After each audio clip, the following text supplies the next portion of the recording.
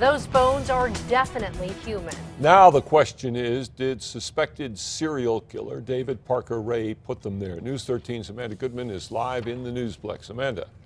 Dick, Jess, at this point, the FBI isn't saying much about a connection, but we do know those bone fragments are now at the FBI's lab in Quantico, Virginia, for further testing. It is one of the most haunting cases in New Mexico history. He put his handcuffs on me, and he had me in his trailer, and he drove me to Elephant Butte. Cynthia Vigil Jaramillo was one of the lucky ones. She escaped David Parker Ray's so-called toy box near Elephant Butte in 1999. Investigators say Ray kidnapped and sexually tortured women for decades, but they also suspect he may have killed as many as 40 of them. Well, David Parker Ray himself admitted that he had abducted people from other states. Just one problem: the bodies of those suspected victims have never been found.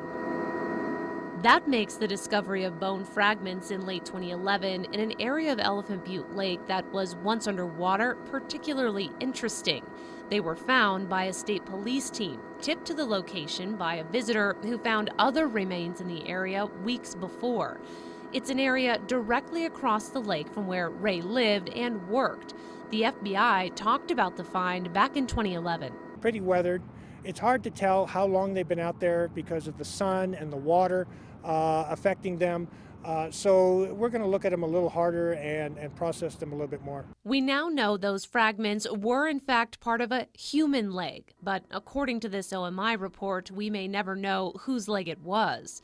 The medical examiner was not able to pull DNA from the bones, which means they will most likely never be able to identify the person. But the FBI is not giving up. A spokesperson told News 13 those bones are now at the FBI lab in Quantico, Virginia, for more sophisticated testing.